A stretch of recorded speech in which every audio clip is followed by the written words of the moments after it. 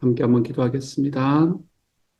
사랑하는 주님, 주님께서 우리를 사랑하니 세상에서 우리가 겪는 어떠한 어려움들과 핍박들 속에서도 우리가 주님 앞에서 담대하게 살아갈 수 있음을 고백할 수밖에 없습니다. 사랑하는 주님, 주님께서 능력으로 힘으로 더하여 주셔서 아버지께서 소원하시는 길을 향해 걸어가는 우리의 삶의 모든 과정들이 우리 성령님의 능력으로 한 걸음씩 풀려져 나갈 수 있는 삶을 살게 해주시니 감사합니다. 주님, 오늘 하루 우리 주님과 함께 걸어가는 길에 우리 주님께서 우리에게 베푸시는 놀라운 은총이 있게 하여 주시고 어떠한 삶의 새로운 일들을 맞이하는 모든 이들에게도 주님 주시는 능력과 사랑으로 가득하게 채워지는 오늘 하루가 되게 하여 주옵소서. 모든 말씀 예수님 이름으로 기도합니다. 아멘. 요한복음 15장 18절부터 27절 말씀입니다. 요한복음 15장 18절부터 27절까지의 말씀입니다. 우리 같은 목소리를 함께 읽습니다. 시작. 세상이 너희를 미워하면 너희보다 먼저 나를 미워한 줄을 알라. 너희가 세상에 속하였으면 세상이 자기의 것을 사랑할 것이나 너희는 세상에 속한 자가 아니요 도리어 내가 너희를 세상에서 택하였기 때문에 세상이 너희를 미워하느니라. 내가 너희에게 종이 주인보다 더 크지 못하다 한 말을 기억하라. 사람들이 나를 박해하였은즉 너희도 박해할 것이요 내 말을 지켰은즉 너희 말도 지킬 것이라. 그러나 사람들이 내 이름으로 말미암아 이 모든 일을 너희에게 하리니 이는 나를 보내신 이를 알지 못함이라. 내가 와서 그들에게 말하지 아니하였더라면 죄가 없었으려니와 지금은 그 죄를 핑계할 수 없느니라. 나를 미워하는 자는 또 내 아버지를 미워하느니라. 내가 아무도 못한 일을 그들 중에서 하지 아니하였더라면 그들에게 죄가 없었으려니와 지금은 그들이 나와 내 아버지를 보았고 또 미워하였도다. 그러나 이는 그들의 율법에 기록된 바 그들이 이유 없이 나를 미워하였다 한 말을 응하게 하려 함이라. 내가 아버지께로부터 너희에게 보낼 보혜사 곧 아버지께로부터 나오시는 진리의 성령이 오실 때에 그가 나를 증언하실 것이요 너희도 처음부터 나와 함께 있었으므로 증언하느니라. 아멘.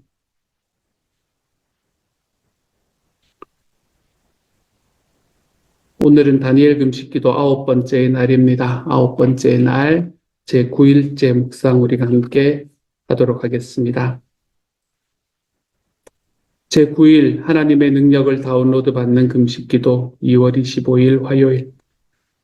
이 말을 듣고서 나는 주저앉아서 울었다.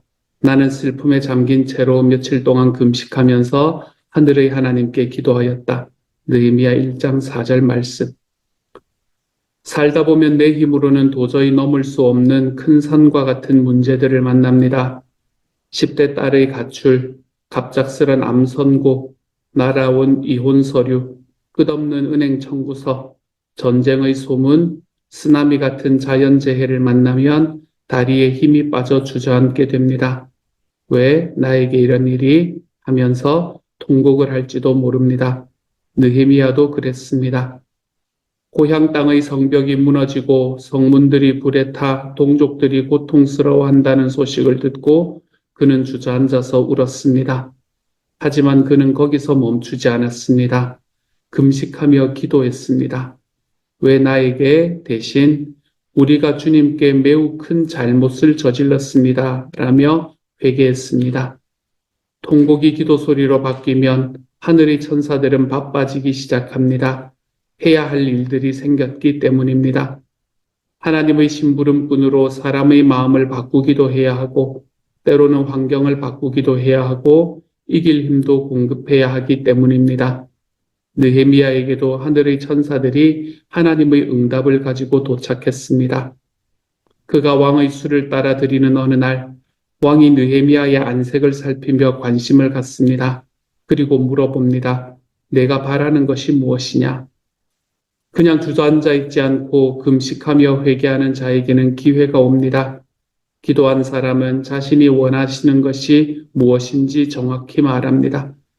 느헤미야는 주저없이 고향에 돌아가 성벽을 쌓을 뿐 아니라 자신이 살 집도 짓게 해달라 요청합니다. 왕은 장교들과 기마병까지 알려주며 소원을 들어줍니다. 드디어 예루살렘에 도착한 느헤미야는 자신이 어떻게 예루살렘에까지 오게 되었는지 간증을 하며 절망에 빠져 있던 백성들을 일으켜 세웁니다. 성벽을 짓겠다던 그의 비전은 온 백성의 비전이 됩니다. 그리고 여러 위협과 어려움에도 불구하고 놀라운 리더십을 발휘하여 52일 만에 성벽을 건축합니다. 쉬운 일은 아니었지요. 암살의 위험과 거짓 소문, 전쟁의 위협 등에 느헤미야는 시달렸습니다. 그러나 느헤미야는 흔들리지 않고 끝까지 완수합니다. 이런 능력이 도대체 어디에서부터 온 것일까요? 52일 만에 성벽이 완공되자 그의 원수들이 고백합니다. 이 일은 하나님이 하신 것이다. 하나님이 하신 일을 보게 되면 원수 마귀들은 기가 죽지만 하나님의 백성들은 기가 삽니다. 튼튼한 성벽 안에서 비로소 하나님의 백성들은 말씀을 읽고 그 말씀대로 초막절을 지키고 금식하고 회개하며 거룩한 하나님의 백성으로 돌아오기 시작했습니다. 주저앉아 우는 것으로 끝나지 않고 한 걸음 더 나아가 금식하며 기도하는 사람에게 이와 같은 일이 생깁니다. 느헤미야는 고위관직에서 편안하게 모른 척하며 여생을 보낼 수도 있었습니다. 그러나 그가 주저앉아 우는 것만으로 그치지 않고 한 걸음 더 나아가 금식하며 간구했을 때 하나님은 자신의 능력을 느헤미야에게 다운로드하셨습니다. 이 시대에 여러 가지 많은 문제와 난관들을 봅니다. 그러나 주저앉아 우는 것만으로는 소용이 없습니다. 누군가는 며칠 동안 금식하며 기도해야 합니다. 그러할 때 왕들의 마음을 움직이시고 하늘 창고의 문을 여시고 원수 마귀의 계략에서부터 보호하시며 하나님 나라의 튼튼한 성벽을 세우십니다. 당신 앞에는 어떤 문제가 있습니까? 누구든지 문제 앞에서는 주저앉게 됩니다. 울기도 합니다. 하지만 하나님의 사람은 한 가지 더 합니다. 금식하며 기도합니다. 그럴 때에 하나님의 능력이 다운로드 됩니다. 오늘 당신은 하나님의 능력을 다운로드 받을 준비가 되셨습니까? 우리가 금식하고 기도할 때 우리 이 정도의 마음은 좀 가지고 하나님 앞에 걸어가면 좋겠습니다. 기억하기입니다. 항상 물을 가지고 다니면서 마시십시오. 육신이 약해져 있을 때 우리의 몸과 영은 더욱 예민해지게 됩니다. 세상의 것들로 고통당하지 마시고 기도와 찬양의 말씀으로 평강을 유지하십시오. 오늘의 저널입니다. 다음 질문에 대한 당신의 생각을 기록해 보십시오. 오늘 나의 삶에 필요한 하나님의 능력은 무엇입니까? 둘째, 내 힘으로는 도저히 할 수 없지만 하나님은 능히 행하실 수 있는 일이 무엇입니까? 주님의 능력을 다운로드 받으십시오. 셋째, 하나님이 주신 소원을 마음속에 그림으로 그려보십시오. 이것들에 대해서 오늘은 한 번쯤 여러분의 저널을 기록해 보실 수 있으면 좋겠습니다. 오늘의 기도 포커스는 가족입니다. 내가 어디로 가든지 나는 혼자 가는 것이 아닙니다. 이미 저물어가는 세대와 또 새롭게 오는 세대가 나와 함께 움직입니다. 모든 행동은 씨앗을 가지고 있습니다. 다른 말로 하자면 여러분이 선택한 행동은 미래의 세대를 준비하는 씨앗이 된다는 것입니다. 출장 중인 사람이 하루 일과를 마치고 호텔방에 앉아서 비밀스럽게 포르노를 봅니다. 이는 단지 그에게만 영향을 주는 것이 아니라 그의 미래의 세대들에게 영향을 미칩니다. 반대로 그가 호텔방에서 은밀하게 보시는 하나님을 예배하기로 결정한다면 예배와 믿음의 씨앗이 미래의 올 세대를 위하여 심겨지는 것입니다. 어디를 가든지 여러분이 선택한 행동은 씨앗이 됩니다. 오늘 가족을 위해서 기도하십시오. 앞으로 올 세대들을 위해서 기도하십시오. 조상 대대로 내려오는 저주를 끊으시고 복의 기반을 세우십시오. 오늘은 우리의 가족을 위해서 같이 기도해보는 시간이 되면 좋겠습니다. 오늘의 말씀을 간단히 나눌 수 있도록 하겠습니다. 오늘의 본문은 계속해서 사랑하라 라고 이야기하시는 예수님의 말씀을 이어서 나오는 말씀입니다. 그러면서 오늘의 본문은 우리가 서로 사랑하는 것이 왜 이렇게 힘드냐라는 것을 우리에게 말해주고 있습니다. 사랑하면 된다. 믿는 것은 사랑으로 드러난다. 우리는 사랑하는 것으로 인해서 예수님의 제자가 되는 것을 안다. 우리가 계속해서 이야기를 하면서 이 사랑이라는 게 진짜 중요하구나 하는 걸 알게 되었는데 실제로 해보면 잘 안 될 때가 많습니다. 그래서 오늘의 본문은 우리가 왜 이렇게 사랑하는 게 힘드냐라는 것을 우리에게 설명을 하고 있는데요. 그 이유를 딱 한 가지로 이야기합니다. 그게 뭔가 하면 서로 사랑하는 건 이 땅의 원리가 아니기 때문이다. 이렇게 이야기합니다. 올해 우리가 연초에 이야기를 했던 그 세계관을 여러분이 생각하시면 됩니다. 하나님께서 우리에게 주시는 복음의 세계관은 세상의 세계관과 다르기 때문이다. 그래서 힘들다. 이렇게 이야기를 하고 있는 거죠. 예를 한번 들어봅시다. 어떤 한 공동체가 있는데 그 공동체에서 누군가 한 사람만 다른 행동을 하고 있다면 여러분 그게 어떻게 여겨질까요? 모두 다 일을 하는데 그 사람만 놀고 있다면 어떨까요? 그와 반대로 모든 사람들이 다 미워하고 경계하고 짜증내고 그러는데 이 사람만 어딜 가도 웃고 누구와도 잘 지내고 다른 사람들이 따르고 한다면 어떻게 될까요?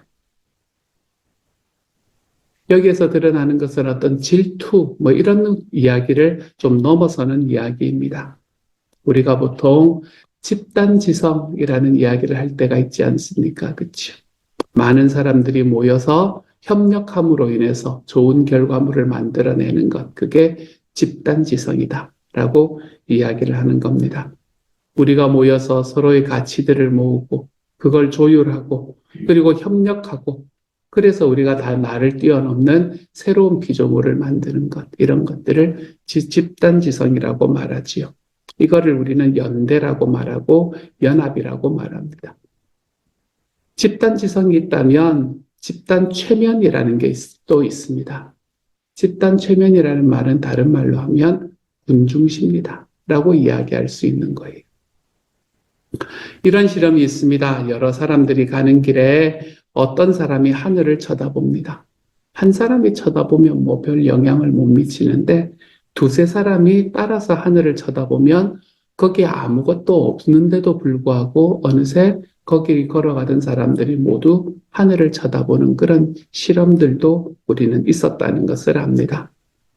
어떤 길을 누군가 막 뛰어간다면 그러면 나도 모르게 그 사람과 같이 뛰어갑니다. 뒤에 누가 쫓아오는지 잘 알지도 못하면서 나도 막 뛰어가는 걸 보게 됩니다. 한번 군중심리가 발동을 하면 마치 그것은 집단 최면처럼 그 안에서 광기를 드러내지요. 제가 역사상 가장 싫어하는 사람 중에 한 사람이 히틀러라는 사람. 이 히틀러라는 사람이 가지고 있었던 말했던 이 말도 안 되는 철학이 그때 당시에 세상에서 가장 이성적이고 합리적이라고 생각했던 독일 사람들의 사고를 뒤집어 버리는 것. 이런 것들을 봐도 집단 최면이라는 게 얼마나 무서운가 하는 걸 알게 됩니다. 신천지는 어떻습니까? 신천지의 교리만 딱 놓고 바라본다면 도저히 일반인들은 이해할 수가 없는 행동들, 그런 행동들을 마치 진리처럼 믿으며 자기의 삶과 목숨까지 거는 사람들을 보지 않습니까? 집단 최면의 무서움인 것 같습니다. 이런 것들을 우리는 세상의 말로는 집단 최면이라고 이야기하지만 성경의 언어로 표현하면 이게 바로 세상의 풍조다라고 이야기할 수 있는 거지요. 우리가 서로 사랑하고 서로 이해하고 서로 더불어 살아가기가 힘든 이유가 여기에 있습니다. 우리에게 뿌리 깊게 내려있는 이 세상의 풍조는 계속해서 경쟁하라 그러거든. 우리가 연초에 여러 번 그 이야기를 하지 않았습니까? 그렇죠? 끊임없이 경쟁하고 경계하고 비교하고 자기의 이익을 위해서 서로를 이용하는 존재로 관계를 맺어라. 이렇게 말합니다. 우리 안에 작동하는 이 지독한 이기심, 이것은 무엇을 하든 간에 자신의 유익, 자기의 이익이 가장 최대의 목표가 되어버린 지 오래입니다. 그건 나 자신의 문제, 나 한 사람의 문제가 아니라 이게 바로 세상의 풍조이기 때문에 그런 겁니다. 심지어 우리는 신앙마저도, 믿음마저도 나의 권리를 위해서 내가 더 부유해지는 것, 내가 더 많은 사람에게 영향을 끼치는 것, 그런 나의 목적을 위해서 신앙조차 이용하는 것이 당연한 시대가 되어 버렸습니다.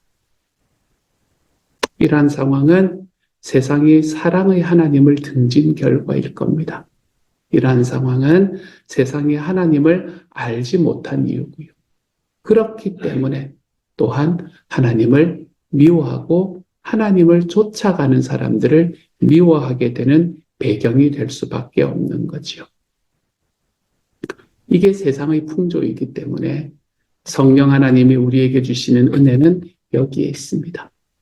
이게 뭔가 하면 세상의 풍조가 이러한 상황 속에서 우리의 정신이 올바로 박힐 수 있도록 만드시는 겁니다. 바로 우리가 서로 사랑할 수 있도록, 그것이 하나님의 복음의 풍조라는 것을 우리가 깨달을 수 있도록 우리를 도우시는 게 성령 하나님의 은혜라는 겁니다. 이것이 우리의 본래의 모습이라는 걸 우리가 깨우칠 수 있도록 만들어준다는 거예요.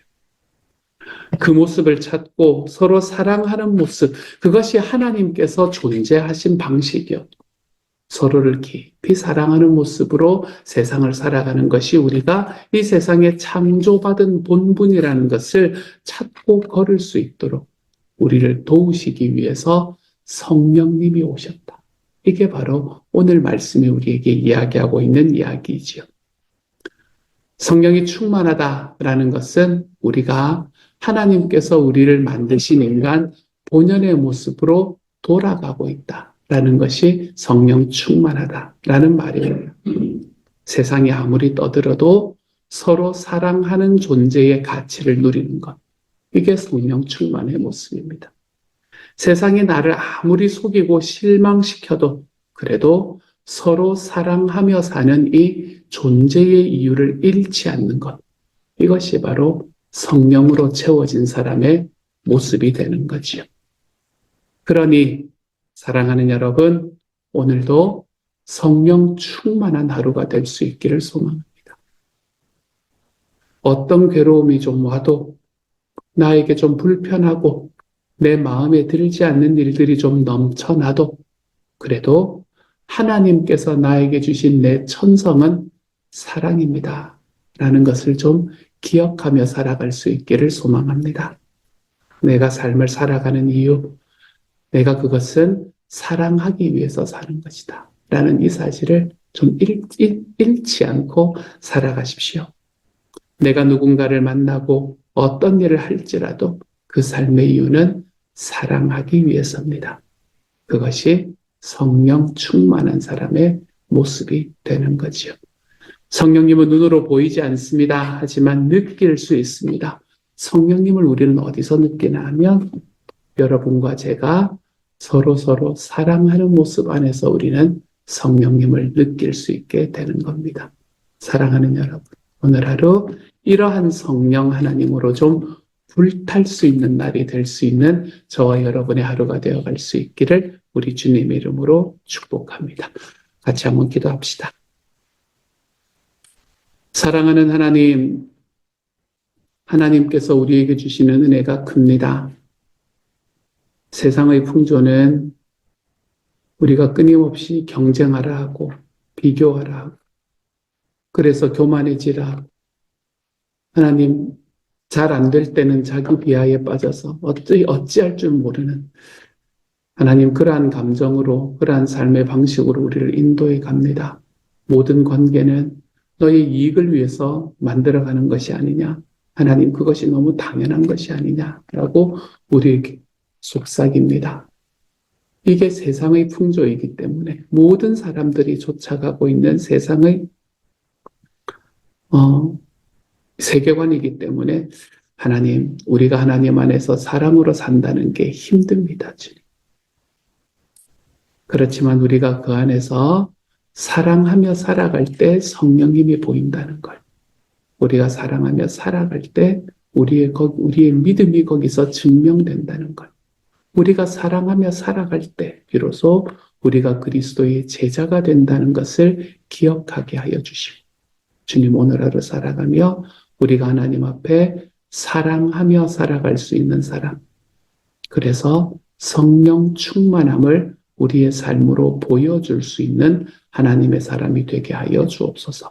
모든 말씀을 우리 주님 예수님 이름으로 기도드립니다. 아멘.